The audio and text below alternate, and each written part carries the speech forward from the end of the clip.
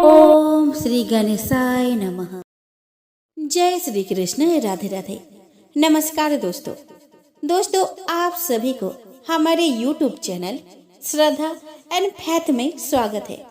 दोस्तों आज के वीडियो में आप श्रवण करेंगे भागवत गीता के 18वें अध्याय को। दोस्तों हिंदुओं का धर्म ग्रंथ है 4 वेद। वेदों का सार है उपनिषद और उपनिषदों का सार है भागवत गीता। भागवत गीता सभी ग्रंथों का सार यानी कि निचोड़ है। इसीलिए श्रीमद् भागवत गीता हिंदुओं का सर्वमान्य ग्रंथ है। इसे वेद और उपनिषदों का पॉकेट संस्करण भी कह सकते हैं। महाभारत के 18वें अध्याय में से एक भीष्म पर्व का हिस्सा है भगवत गीता।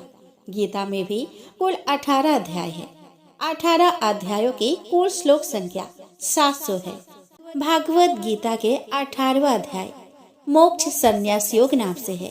इसमें त्याग का विशद वर्णन, कर्मों के होने में सांख्य सिद्धांत का कथन, तीनों गुरुओं के अनुसार ज्ञान, कर्म, कर्ता, बुद्धि, धृति और सुख के पृथक पृथक भेद का वर्णन, फल सहित वर्ण धर्म के विषय का वर्णन, ज्ञान निष्ठा का वर्णन, भक्ति सहित कर्म योग का विवेचन और अंत में श्री गीता जी के महात्म्य का वर्णन है। तो चलिए दोस्तों आज के इस वीडियो में हम श्रवण करें भागवत गीता के 18वें अध्याय को। अर्जुन बोले कि हे महाबाहो, हे अंतर्यामी, हे वासुदेव, मैं संन्यास और त्याग के तत्व को पृथक पृथक जानना चाहता हूँ। श्री भगवान बोले कि कितने ही पंडितजन तो काम्य कर्मों के त्याग को संन्यास समझते हैं तथा दूसरे विचार कुशल पुरुष सब कर्मों के फल के त्याग को त्याग कहते हैं। कई एक विद्वान ऐसा कहते हैं कि कर्म मात्र दोष युक्त है, इसीलिए त्यागने के योग्य है, और दूसरे विद्वान यह कहते हैं कि यज्ञ, दान और तप रूप कर्म त्यागने योग्य नहीं है। हे पुरुष श्रेष्ठ अर्जुन, संन्यास और त्याग इन दोनों में से पहले त्याग के विषय में तू मेरा निश्चय सुन, क्योंकि त्याग सात्विक, राजस और तामस भेद से 3 प्रकार का कहा गया है। यज्ञ, दान और तपरूप कर्म त्याग करने के योग्य नहीं है, बल्कि वह तो आवश्यक कर्तव्य है, क्योंकि यज्ञ, दान और तप ये तीनों ही कर्म बुद्धिमान पुरुषों को पवित्र करने वाले हैं।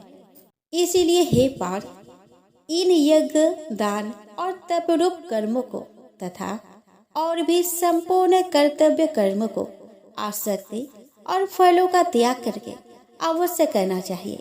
यह मेरा निश्चय किया हुआ उत्तम मत है। परंतु नियत कर्म का स्वरूप से त्याग करना उचित नहीं है, इसलिए मोह के कारण उसका त्याग कर देना तामस त्याग कहा गया है।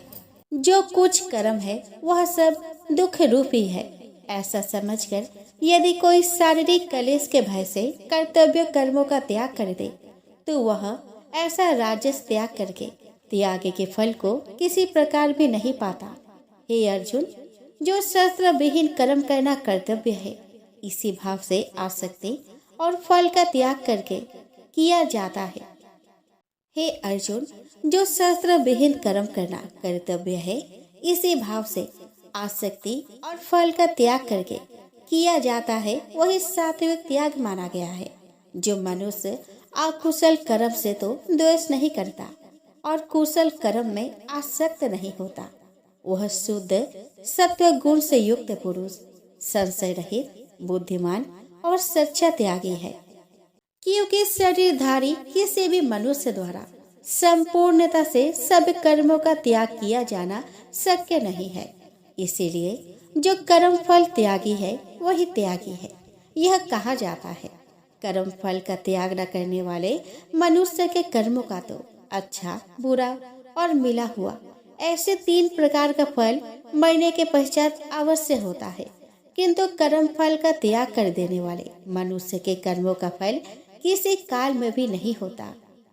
हे महाबाहो, संपूर्ण कर्मों की सिद्धि के यह 5 हेतु कर्मों का अंत करने के लिए उपाय बतलाने वाले संख्या शास्त्र में कहे गए हैं, उनका तो मुझसे भली भांति जान।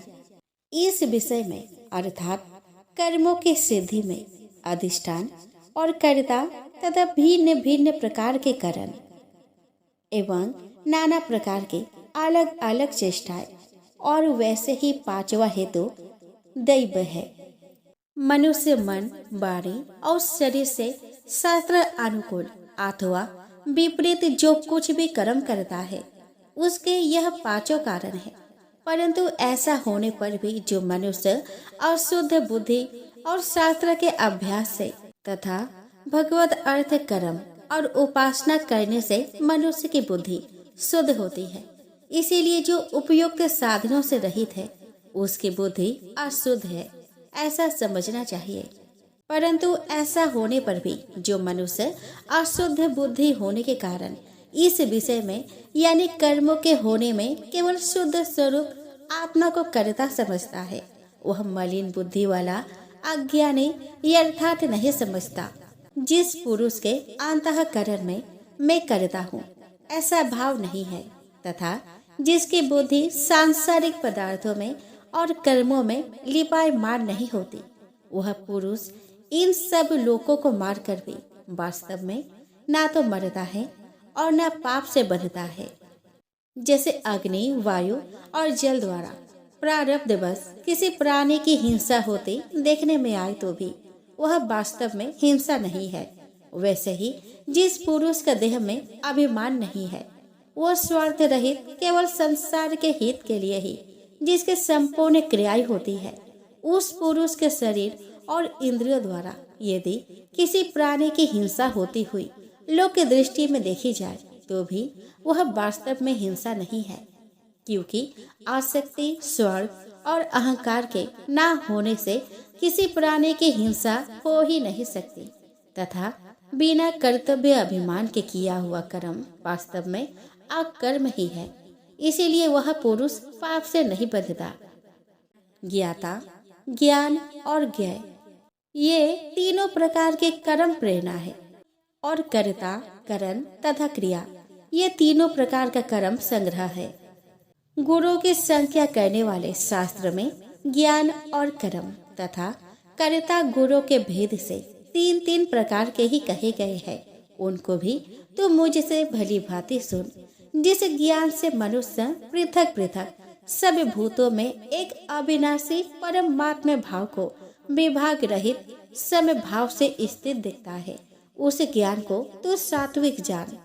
किंतु जो ज्ञान अर्थात जिस ज्ञान के द्वारा मनुष्य संपूर्ण भूतों में भिन्न भिन्न प्रकार के नाना भावों को अलग अलग जानता है, उस ज्ञान को तो राजस जान। परंतु जो ज्ञान एक कार्य रूप शरीर में ही संपूर्ण के सदृश आसक्त है तथा जो बिना युक्ति वाला सात्विक अर्थ से रहित और तुच्छ है, वह तामस कहा गया है। जो कर्म शास्त्र विधि से नियत किया हुआ और कर्तापन के अभिमान से रहित हो तथा फल न चाहने वाले पुरुष द्वारा बिना राग द्वेष के किया गया हो, वह सात्विक कहा जाता है। परंतु जो कर्म बहुत परिश्रम से युक्त होता है तथा भोगों को चाहने वाले पुरुष द्वारा या अहंकार युक्त पुरुष द्वारा किया जाता है, वह कर्म राजस कहा गया है। जो कर्म परिणाम, हानि, हिंसा और सामर्थ्य को ना विचार कर केवल अज्ञान से आरंभ किया जाता है, वह तामस कहा जाता है। जो कर्ता संग्रहित अहंकार के वचन न बोलने वाला, धैर्य और उत्साह से युक्त तथा कार्य के सिद्ध होने और ना होने में हर्ष, शौक आदि विकारों से रहित है, वह सात्विक कहा जाता है। जो कर्ता आसक्ति से युक्त कर्मों के फल को चाहने वाला और लोभी है तथा दूसरों को कष्ट देने के स्वभाव वाला, अशुद्धाचारी और हर्ष शोक से लिप्त है, वह राजस कहा गया है। जो कर्ता अयुक्त, शिक्षा से रहित, घमंडी, धूर्त और दूसरों की जीविका का नाश करने वाला तथा शोक करने वाला, आलसी और दीर्घ सूत्री है, वह तामस कहा गया है। हे धनंजय, अब तो बुद्धि का और धृति का भी गुरु के अनुसार तीन प्रकार का भेद मेरे द्वारा संपूर्णता से विभाग पूर्वक कहा जाने वाला सुन। हे पार्थ, जो बुद्धि प्रवृत्ति मार्ग और निवृत्ति मार्ग को कर्तव्य और अकर्तव्य को, भय और अभय को तथा बंधन और मोक्ष को यथार्थ जानती है, वह बुद्धि सात्विकी है। हे पार्थ, मनुष्य जिस बुद्धि के द्वारा धर्म और अधर्म को तथा कर्तव्य और अकर्तव्य को भी यथार्थ नहीं जानता, वह बुद्धि राजसी है। हे अर्जुन, जो तमोगुण से घिरी हुई बुद्धि अधर्म को भी यह धर्म है ऐसा मान लेती है तथा इसी प्रकार अन्य संपूर्ण पदार्थों को भी विपरीत मान लेती है, वह बुद्धि तामसी है। हे पार्थ, जिस अव्यभिचारिणी धारण शक्ति से मनुष्य ध्यान योग्य के द्वारा मन, प्राण और इंद्रियों की क्रियाओं को धारण करता है, वह धृति सात्विकी है। परंतु हे पृथा पुत्र अर्जुन, फल की इच्छा वाला मनुष्य जिस धारण शक्ति के द्वारा अत्यंत आसक्ति से धर्म, अर्थ और कामों को धारण करता है, वह धारण शक्ति राजसी है। हे पार्थ, दुष्ट बुद्धि वाला मनुष्य जिस धारण शक्ति के द्वारा निद्रा, भय, चिंता और दुख को तथा उन्मत्तता को भी नहीं छोड़ता, अर्थात धारण किए रहता है, वह धारण शक्ति तामसी है। हे भरत श्रेष्ठ, अब 3 प्रकार के सुख को भी तू मुझसे सुन, जिस सुख में साधक मनुष्य भजन, ध्यान और सेवा आदि के अभ्यास से रमन करता है और जिससे दुखों के अंत को प्राप्त हो जाता है। जो ऐसा सुख है वह आरंभ काल में यद्यपि विष के तुल्य प्रतीत होता है, परंतु परिणाम में अमृत के तुल्य है। इसीलिए वह परमात्मा विषयक बुद्धि के प्रसाद से उत्पन्न होने वाला सुख सात्विक कहा गया है।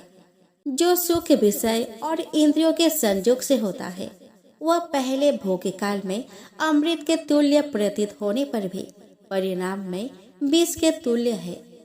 इसलिए वह सुख राजस कहा गया है। जो सुख भोग काल में तथा परिणाम में भी आत्मा को मोहित करने वाला है, वह निद्रा, आलस्य और प्रमाद से उत्पन्न सुख तामस कहा गया है।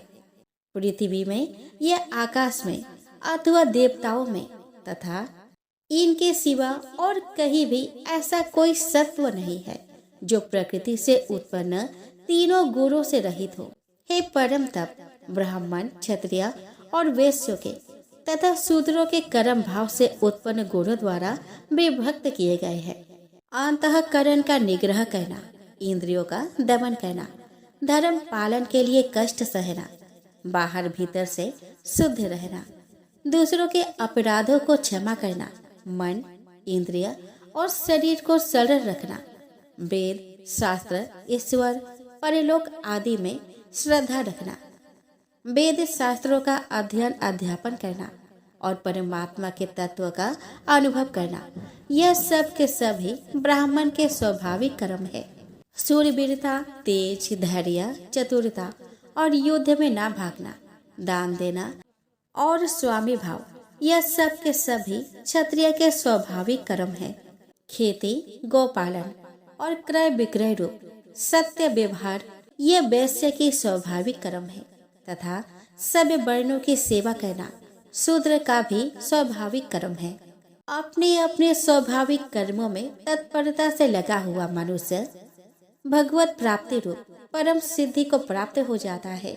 अपने स्वाभाविक कर्म में लगा हुआ मनुष्य जिस प्रकार से कर्म करके परम सिद्धि को प्राप्त होता है, उस विधि को तू सुन, जिस परमेश्वर से संपूर्ण प्राणियों की उत्पत्ति हुई है और जिससे यह समस्त जगत व्याप्त है। उस परमेश्वर की अपने स्वाभाविक कर्मों द्वारा पूजा करके मनुष्य परम सिद्धि को प्राप्त हो जाता है। अच्छी प्रकार आचरण किए हुए दूसरों के धर्म से गुण रहित भी अपना धर्म श्रेष्ठ है, क्योंकि स्वभाव से नियत किए हुए स्वधर्म कर्म को करता हुआ मनुष्य पाप को नहीं प्राप्त होता। अतएव हे कुंती पुत्र, दोष युक्त होने पर भी सहज कर्म को नहीं त्यागना चाहिए, क्योंकि धुएं से अग्नि की भांति सभी कर्म किसी न किसी दोष से युक्त है। सर्वत्र आसक्ति रहित, बुद्धि वाला, स्पृहा रहित और जीते हुए अंतःकरण वाला पुरुष संख्या योग के द्वारा उस परम नैष्कर्म्य सिद्धि को प्राप्त होता है जो कि ज्ञान योग की परानिष्ठा है। उस नैष्य कर्म सिद्धि को जिस प्रकार से प्राप्त होकर मनुष्य ब्रह्म को प्राप्त होता है, उस प्रकार को हे कुंती पुत्र तू संक्षेप में ही मुझसे समझ। विशुद्ध बुद्धि से युक्त तथा हल्का, सात्विक और नियमित भोजन करने वाला, शब्द आदि विषयों का त्याग करके एकांत और शुद्ध देश का सेवन करने वाला, सात्विक धारण शक्ति के द्वारा अंतःकरण और इंद्रियों का संयम करके मन, वाणी और शरीर को वश में कर लेने वाला, राग द्वेष को सर्वथा नष्ट करके भली भांति दृढ़ वैराग्य का आश्रय लेने वाला तथा अहंकार, बल, घमंड, काम, क्रोध और परिग्रह का त्याग करके निरंतर ध्यान योग के परायण रहने वाला, ममता रहित और शांति युक्त पुरुष सच्चिदानंद घन ब्रह्म में अभिन्न भाव से स्थित होने का पात्र होता है।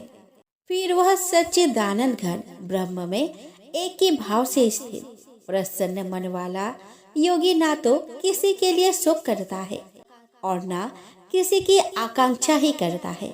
ऐसा समस्त प्राणियों में समय भाव वाला योगी मेरी पराभक्ति को प्राप्त हो जाता है। उस पराभक्ति के द्वारा वह मुझ परमात्मा को मैं जो हूँ और जितना हूँ ठीक वैसा का वैसा तत्व से जान लेता है तथा उस भक्ति से मुझको तत्व से जानकर तत्काल ही मुझ में प्रविष्ट हो जाता है।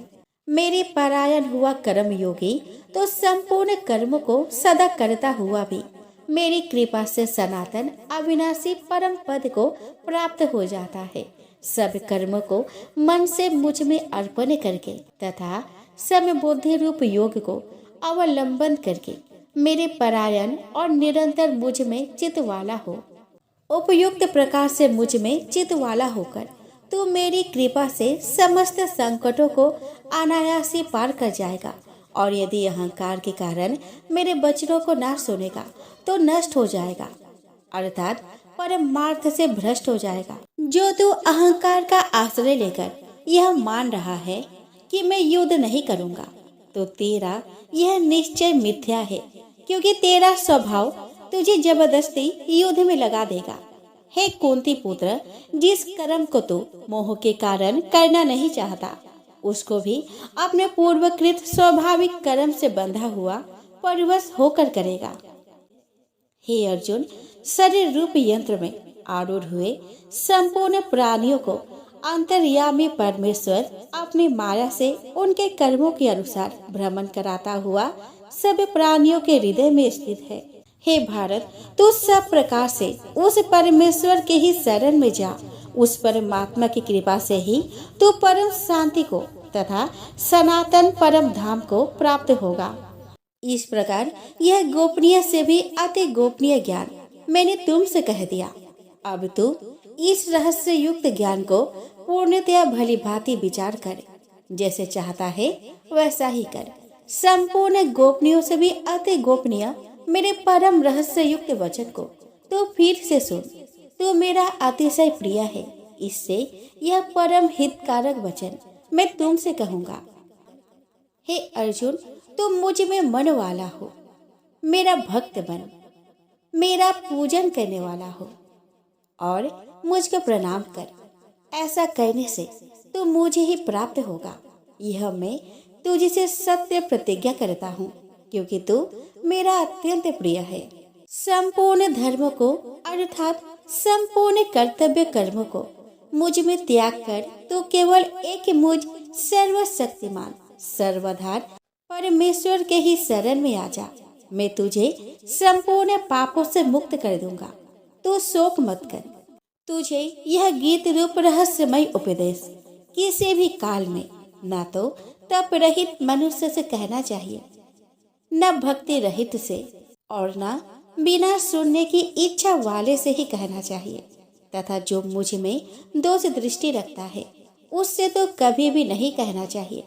जो पुरुष मुझ में परम प्रेम करके उस परम रहस्य युक्त गीता शास्त्र को मेरे भक्तों में कहेगा, वह मुझको ही प्राप्त होगा। इसमें कोई संदेह नहीं है। उससे बढ़कर मेरा प्रिय कार्य करने वाला मनुष्य में कोई भी नहीं है तथा पृथ्वी भर में उससे बढ़कर मेरा प्रिय दूसरा कोई भविष्य में नहीं होगा। जो पुरुष इस धर्म में हम दोनों के संवाद रूप गीता शास्त्र को पढ़ेगा उसके द्वारा भी मैं ज्ञान यज्ञ से पूजित होऊंगा, ऐसा मेरा मत है।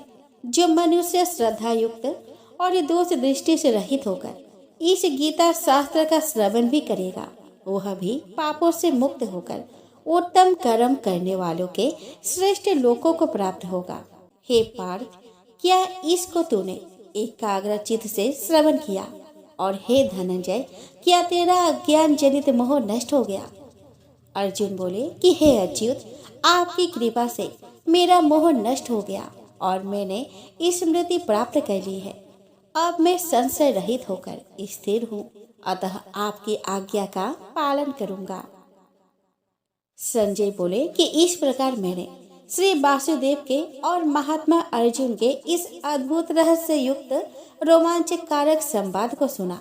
श्री व्यास जी की कृपा से दिव्य दृष्टि पाकर मैंने इस परम गोपनीय योग को अर्जुन के प्रति कहते हुए स्वयं योगेश्वर भगवान श्री कृष्ण से प्रत्यक्ष सुना। हे राजन, भगवान श्री कृष्ण और अर्जुन के इस रहस्य युक्त कल्याणकारक और अद्भुत संवाद को पुनः पुनः स्मरण करके मैं बार बार हर्षित हो रहा हूँ।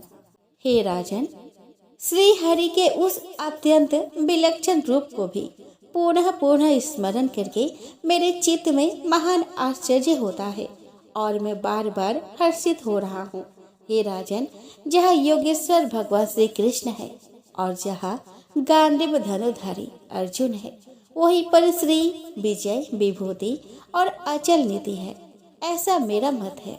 दोस्तों, भगवत गीता के दिव्य ज्ञान का यह 18वां अध्याय मोक्ष संन्यास योग हमें जीवन के अंतिम लक्ष्य मोक्ष की ओर अग्रसर करता है। यह अध्याय श्री कृष्ण की अमृत वाणी के रूप में हमें यह सिखाता है कि निष्काम कर्म, भक्ति और आत्मसमर्पण ही परम शांति और मुक्ति पथ का आधार है। जो इस अध्याय को श्रद्धा से सुनता या पढ़ता है वह निश्चय ही पापों से मुक्त होता है और भगवत सन्निधि को प्राप्त करता है। हरि ओम तत्सत।